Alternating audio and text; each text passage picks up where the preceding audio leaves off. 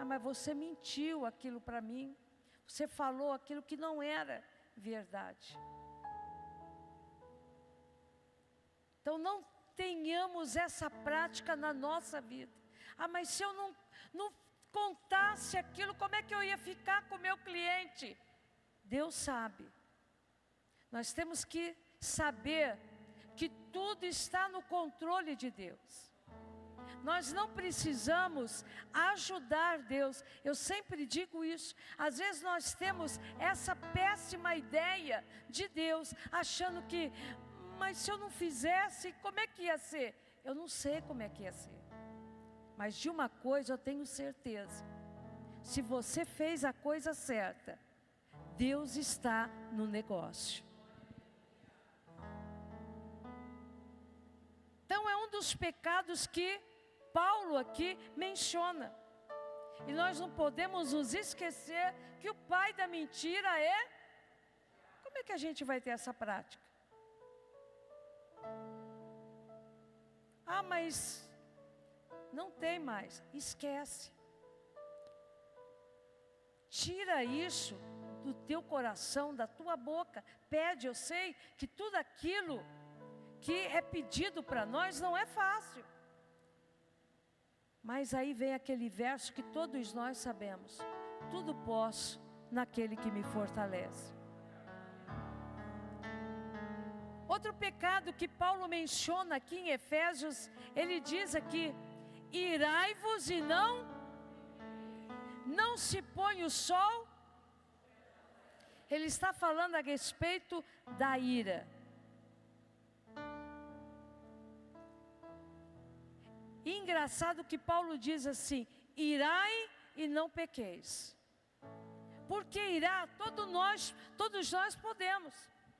Alguém fez alguma coisa aconteceu, e vem aquela ira, sabe aquela coisa exacerbada dentro de nós, aquela emoção exacerbada de algo que aconteceu.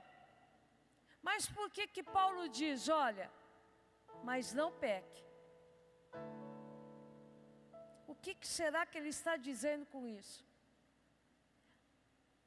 Acalma, tranquiliza, porque depois da ira pode vir a reação. E esse é o problema que Paulo está falando aqui. Quanta gente que quando fica irado, em vez de ficar com a boca fechada, começa a falar. E é aí que Paulo está dizendo, não peque.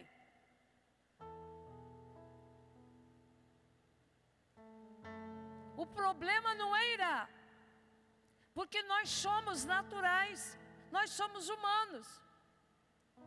A gente fica, acontece alguma coisa, a gente fala, como é que foi acontecer isso? Para aí. É aí que está a diferença de todo cristão. É quando nós vamos até um certo ponto, a gente pode ir. Dali para frente é que é o perigo. Para não pecar. Porque Deus conhece e sabe que nós somos limitados. E a ira, por nós sermos limitados, nós sofremos essas consequências. Mas é por isso que ele alerta, não peque. E engraçado que Paulo ainda diz mais, não põe o sol sobre a ira, ou seja, ele usou o sol como um elemento para sinalizar para nós. O sol, ele traz calor. Você já percebeu que quando você guarda aquela ira, aquilo vai fervendo dentro de você, e às vezes aquilo que era insignificante começa a ficar maior. Sim ou não? O que é isso? Você levou para dentro, guardou aquilo, isso quer dizer, começou a ferver. você colocou sol, você começou a aquecer aquela ira, aquele momento difícil. Então, qual deve ser a minha e a sua atitude? Irou. Espírito Santo, tem misericórdia da minha vida. Soubesse, não preciso nem falar. O Senhor já sabe o que eu queria fazer. Isso é normal. É aquilo que eu digo sempre. Mesmo porque você não precisa nem falar, que a palavra diz, antes da palavra vir à nossa boca, Ele já sabe. Então não adianta nem você querer disfarçar e sair com o homem. Comigo você disfarça, eu disfarço para você. Mas com Deus não tem isso. O trânsito é livre e Ele vê tudo. Então você pode até falar, Senhor, se não fosse o Senhor agora, pensa que eu já ia pegar esse microfone, eu já ia atacar daqui, eu queria acertar. Pode até falar. Ele vai pegar aquilo, vai falar, pai, tá vendo? Não aguenta, é limitado. Mas o que não pode é nós continuarmos com essa ira. E muita gente está sendo afetado emocionalmente por estas coisinhas. Quanta gente doente por causa disso. É por isso que outro dia eu disse e volto a repetir, a maior terapia para a nossa vida é a oração. É falar com Deus. Mas como é que eu falo? Fala o que tem na tua boca. Porque se a palavra, volta a repetir, fala para nós que Ele sabe antes que a palavra venha, então fala. Abre o coração. Fala, o senhor está vendo como é que eu sou? Pensa que eu sou difícil, que eu quero resolver no tapa. Fala para Deus. Por quê? Mas acho que eu vou falar um negócio desse? Não adianta, você já pensou, Ele viu o teu coração. Então para que fala? Para aliviar, colocar para fora, e o Espírito Santo pega e fala, Senhor, tem misericórdia. Outra coisa que Ele falou aqui, foi a respeito do roubo. Mas antes eu quero ver o verso 27. Não deis lugar ao... Como é que eu e você podemos dar lugar para uma coisa ruim? Através de sujeiras. Você já viu que quando um lugar está sujo, parece que todo mundo quer sujar mais, não é assim? E o contrário, quando a coisa está limpa, todo mundo quer organizar, porque fala, eu não quero sujar. Nossa, está tudo tão limpo, não vou nem mexer hoje nisso aqui para nem sujar. Por quê? Parece que atrai. Aonde está sujo, parece que dá, está sujo mesmo. Quem tem essa ideia, não é assim? Está sujo, sujar mais um pouco. E é realmente isso, na vida espiritual. É por isso que Paulo, ele colocou essa frase aqui dizendo, não deis lugar ao diabo. Mas como eu posso dar lugar? Deixando essas coisas sorrateiramente entrando na nossa vida. Mas o que é uma mentirinha? O que é irar um pouquinho e falar o que precisa falar? É dar lugar ao diabo.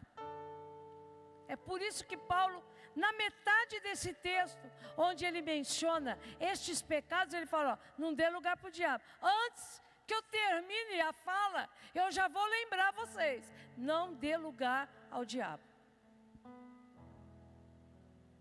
Isso ele está sinalizando o quão importante essas coisas é para nós prestarmos atenção.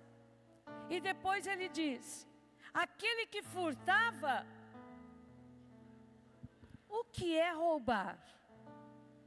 De repente, quando a gente fala de roubar, às vezes Você pode até estar pensando, mas eu nunca roubei. Eu nunca furtei. A gente já pensa em coisa grande. Mas de repente, você vai no mercado e você confere lá o... Agora é mais difícil, mas ainda acontece. Confere lá o troco. Fala, nossa, ela passou R$10. E fica com aquilo. Isso é furto.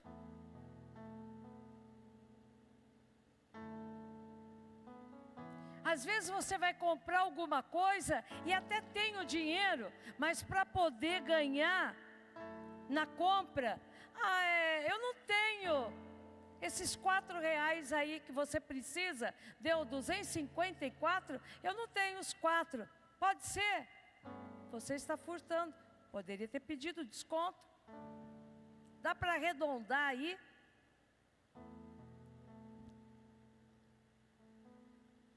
Isso tudo impede a bênção na nossa vida.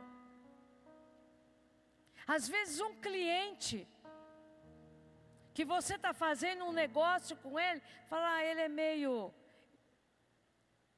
ignorante, não está por dentro das coisas, eu vou colocar uma taxinha a mais. Você está roubando.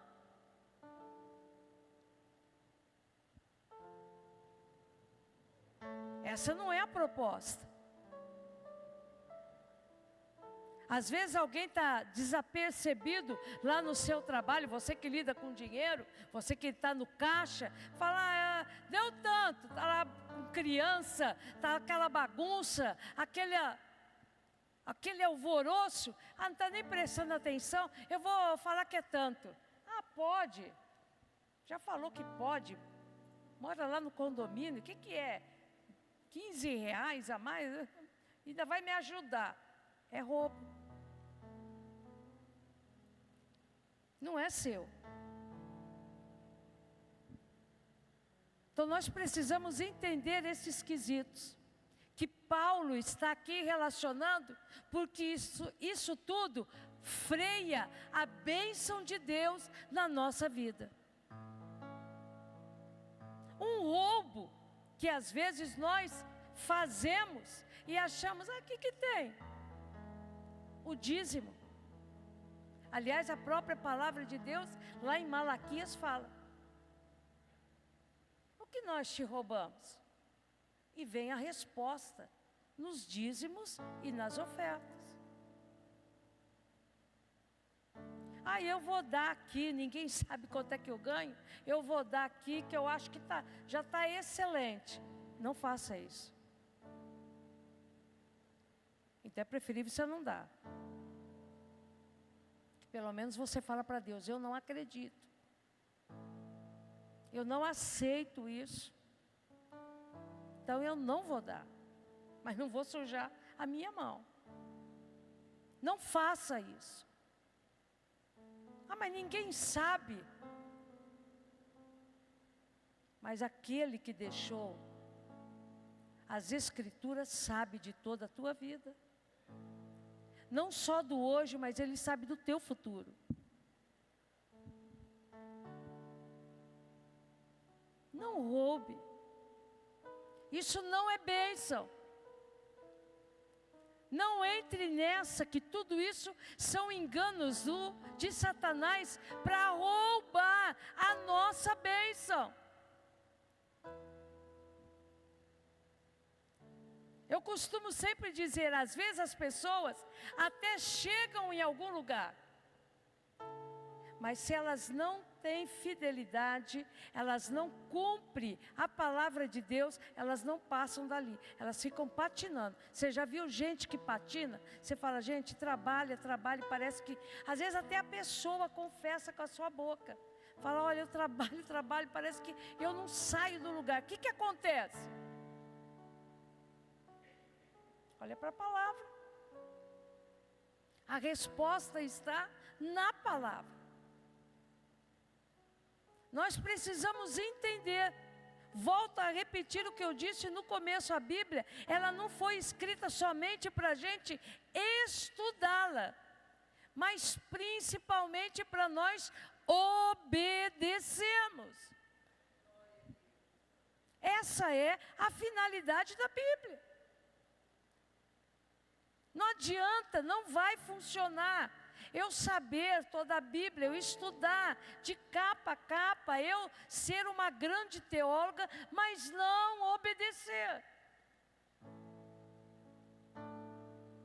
A obediência é o que o Senhor quer de cada um de nós.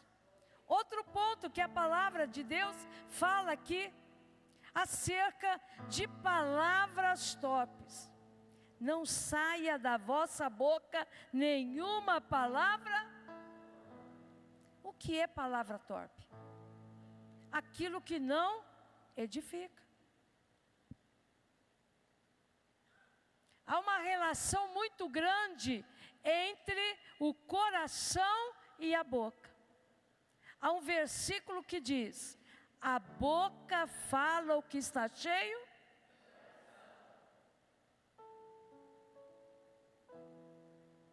A boca fala o que está cheio o coração. Então você sabe quando uma pessoa está desnivelada na presença de Deus. Como é que eu sei? Pela boca. Ah, mas por que soltou um palavrão? Sim.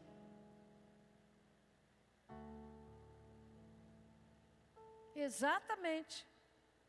Porque a palavra de Deus diz que da mesma fonte não pode jorrar água doce e água, ou é uma coisa ou é outra.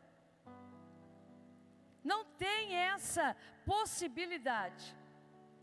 É por isso que o salmista diz: guarda o coração para não pecar, guardei as suas palavras no meu coração para não pecar contra. O que é que a gente deve guardar? A palavra de Deus. Ah, mas eu vim assim, e faz até parte de mim, quando eu vejo, eu já soltei. Tem até um palavrão aí, que é tão chulo, que é lógico que eu não vou comentar aqui. Mas é tão chulo. E às vezes eu vejo até na boca de mulher, que aí eu acho ridículo. Eu acho isso até para incrédulo. Eu acho muito deselegante. Muito deselegante. E tem gente que tem esse hábito que quando vê, está conversando e solta. Nem percebe.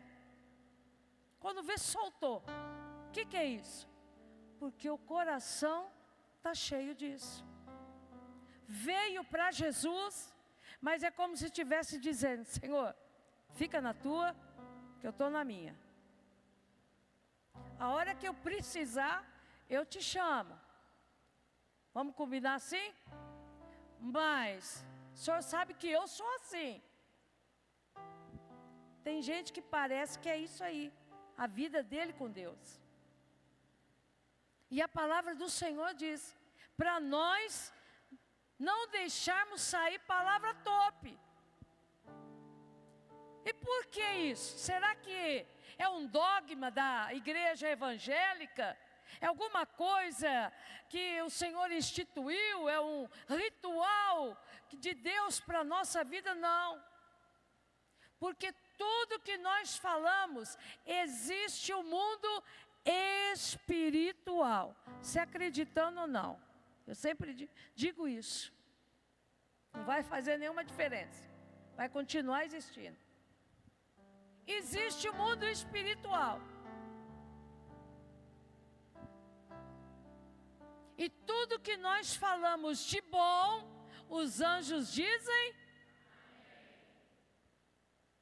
Por quê? Eles estão para concordar com o bem, com a coisa boa. Mas tudo que a gente fala de ruim, quem é que vai falar que está bom? Fala aí. O cão, Satanás, o inimigo. Fala legal. Ó, tem mais um ainda, ó. aquele lá, fala também para sair toda a raiva. Fala também, já joga tudo uma vez. Aí depois eu vejo pessoas dizendo, mas parece que na minha casa é tão complicado, eu não tenho paz. Você acha que isso aí chama o quê?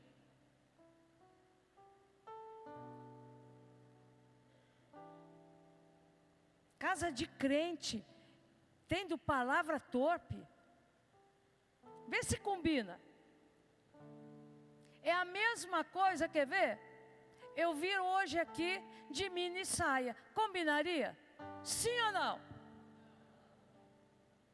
Vocês vão falar, gente, é a mesma coisa o teu vizinho, quando você solta lá o palavrão. Espera lá. Na casa de é crente. Imagina se não fosse, hein? E eu fico imaginando também. Imagina se não fosse.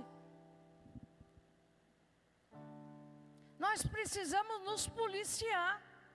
Ah, mas é difícil. Eu vim para a igreja, eu já tinha 30, 40 anos. E o domínio próprio? Um dos frutos do Espírito. E o domínio próprio? Senhor, me ajuda a ter domínio próprio. Isso são brechas que Paulo está dizendo, olha, fecha.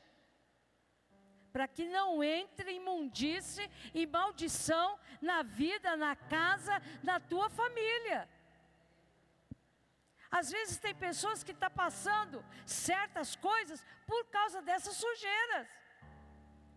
Essa semana é para nós entendermos isso e para pegarmos o Espírito Santo e começarmos a dizer, Espírito Santo, me ajude a fechar todas essas brechas, que isso não entre. Não é fácil, mas eu preciso da tua bênção, da tua graça, do teu favor, para que a minha vida seja completamente abençoada por ti.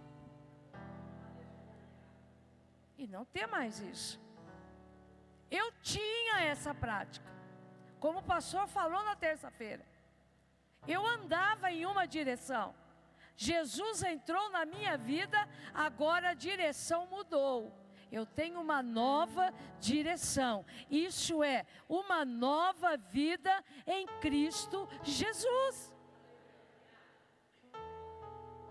É por isso que tem gente que não avança. Porque eles acham que a vida é assim, eu estou andando, Jesus entrou, agora estou alegre, feliz, eu vou para cá. De repente eu volto para lá de novo. E não sai do lugar. Você está entendendo como que é? É isso aí. Tem muito crente fazendo isso.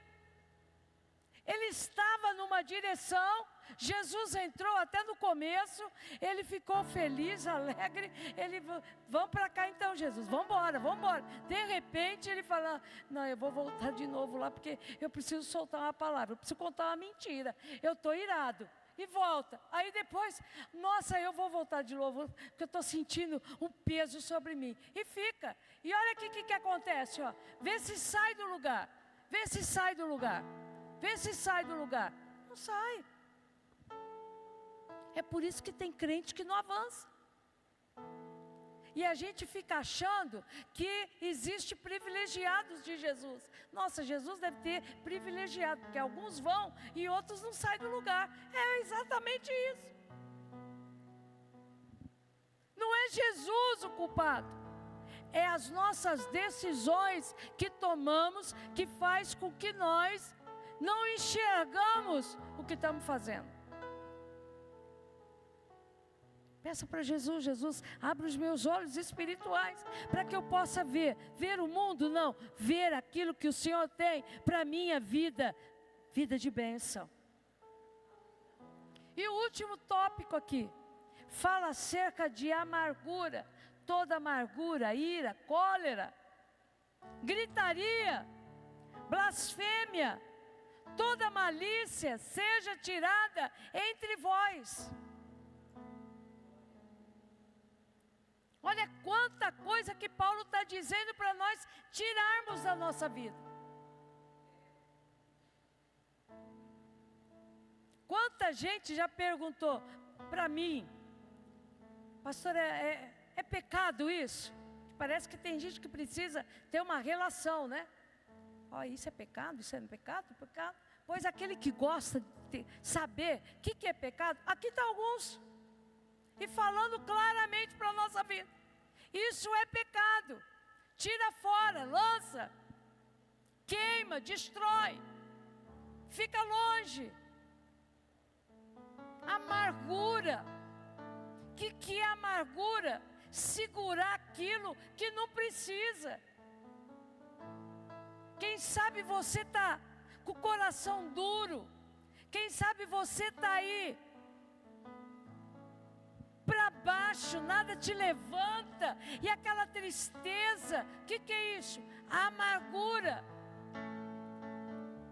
Aconteceu coisas na sua vida, e você, em vez de lançar fora, jogar no mar do esquecimento, você guarda aquilo. Aquilo te acompanha, aquilo fica na tua vida todo o dia. Você faz questão de lembrar aquilo. E às vezes é até com pessoas. E Satanás cega tanto o entendimento do ser humano, que ele fala assim, mas eu não vou largar isso. Por quê? Porque aquela pessoa me magoou demais. Eu fiquei amargurado com aquilo, achando que a pessoa está sofrendo com aquilo. Mas quem está sofrendo é a pessoa que guarda. Não é aquele que fez, é a pessoa que guarda.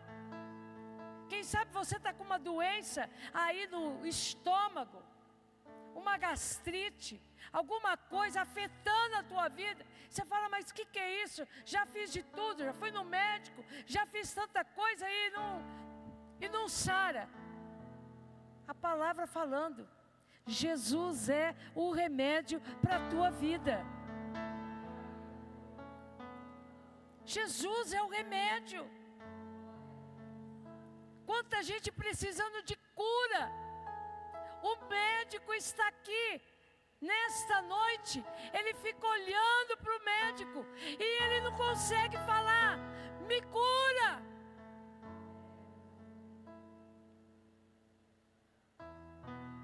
É como muitos que dependem do SUS. Reclama, não tem horário, não tem. Eles demoram para marcar. Quando marca, daqui 3, 4, 5 meses. E é como se depois de todo esse tempo chegasse lá à porta do médico e não entrasse para receber o que precisa. O diagnóstico ajuda, a intervenção é a mesma coisa que às vezes acontece na casa de Deus.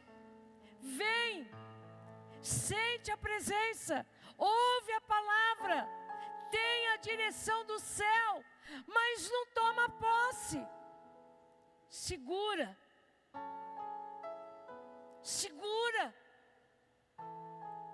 Fica olhando, fala, deve ser para o fulano, deve ser para o ciclano. Não, toma posse, é para você. Joga fora essa amargura. Isso não é de Deus. Aconteceu. Mas nada pode ficar aonde o Espírito Santo de Deus habita. Nada de ruim. Jogue toda a amargura. E no final a palavra diz acerca do perdão. O quanto importante é perdoar. O perdão é o remédio da alma. Não se preocupe que você que está certo, porque eu sei que sempre é assim. A gente acha que a gente está certo. Não, mas eu estou certo. Como é que eu vou perdoar se eu estou certo? Não tenha esse pensamento mesquinho. Não tenha esse pensamento pequeno. Não tenha esse pensamento raso. Diga: eu quero o remédio de Deus para minha alma. Diga isso para Deus. Deixa para lá.